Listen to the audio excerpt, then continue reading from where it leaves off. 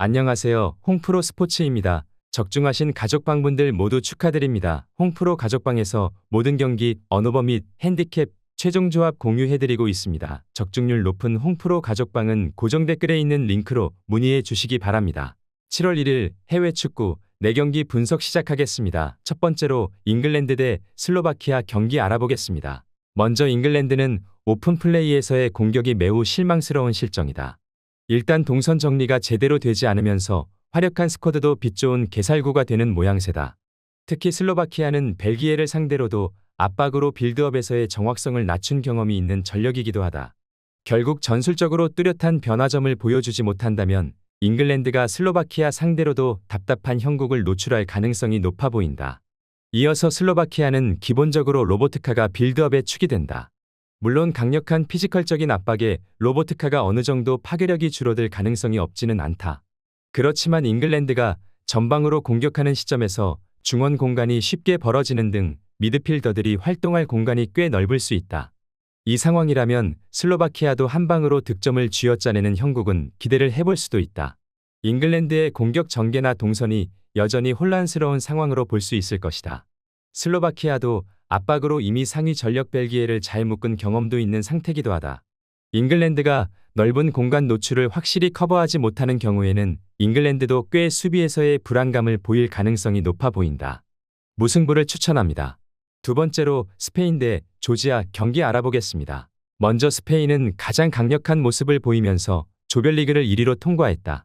일단 조별리그에서 무실점을 기록했고 PK를 제외한 기대 득점에서는 1위를 달리고 있다. 그만큼 높은 점유율과 상대 수비를 흔들 수 있는 드리블러들의 활약이 전반적으로 조화를 잘 이루고 있다.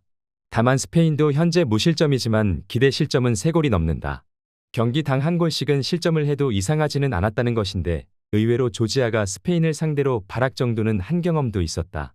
이어서 조지아는 철저한 언더독이다.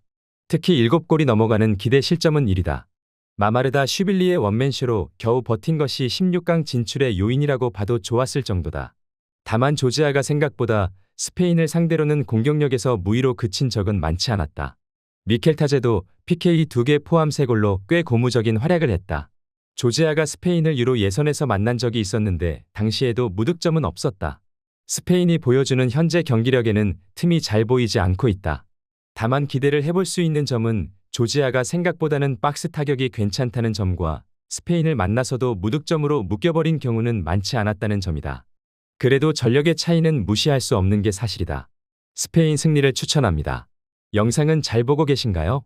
핸디, 언어버 및 최종 조합 공유받아 보실 수 있는 가족방 입장 방법 알려드리겠습니다. 첫 번째로 영상 하단에 댓글을 클릭해 주세요. 두 번째로 댓글에 링크를 클릭해 주세요. 마지막으로 채팅 참여하기 후 메시지 주시고 답장 기다려 주시면 됩니다. 나가기 하시면 가족방 입장 시켜드릴 수 없습니다. 언제든 편하게 문의 주시기 바랍니다.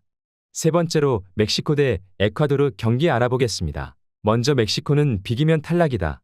다득점에서 에콰도르에게 밀리기 때문에 이 경기에서 비겨서 승점 1점만 얻게 되는 것은 의미가 없다. 상당히 공격적으로 플레이할 가능성이 높은 상태다. 다만 1차적인 빌드업을 책임지는 알바레즈가 여전히 부상 중인 것으로 보인다.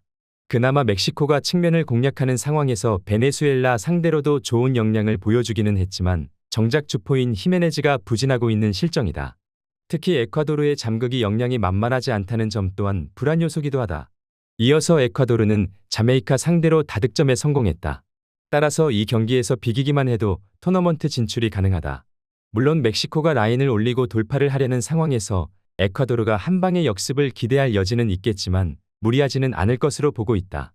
일단 발렌시아도 1차전 퇴장의 징계가 남은 상황이고 카이세도와 힌카피에 파초 같은 선수들이 1차적으로 라인을 좁히고 나오면서 비비기 작전으로 유도할 것으로 예상된다. 주도하는 멕시코와 이를 막아세우는 에콰도르의 형국이 될 것으로 본다. 다만 멕시코가 측면에만 의존하는 상황에서는 상대의 낮은 라인을 돌파하는 데 한계가 있는 모습이다.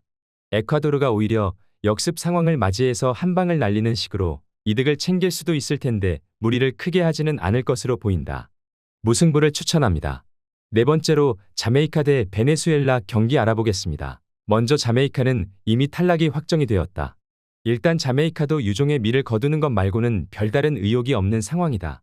다만 베네수엘라가 3차전이라고 해서 로테이션이나 공격적인 성향을 보여주지 않을 가능성이 높다는 점이 아쉽다. 역습 특화 전력이기 때문에 잠가버리는 상황에서는 오히려 경기력이 떨어진다. 에콰도르전에서도 오히려 점유율은 자메이카가 높았지만 경기에서는 패배를 기록하기도 했다.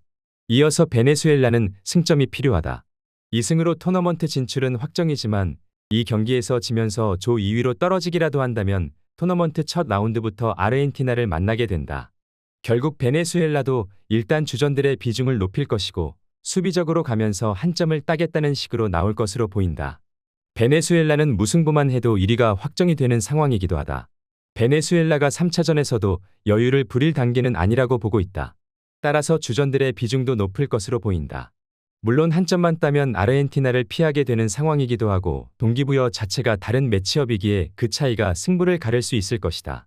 베네수엘라 승리를 추천합니다.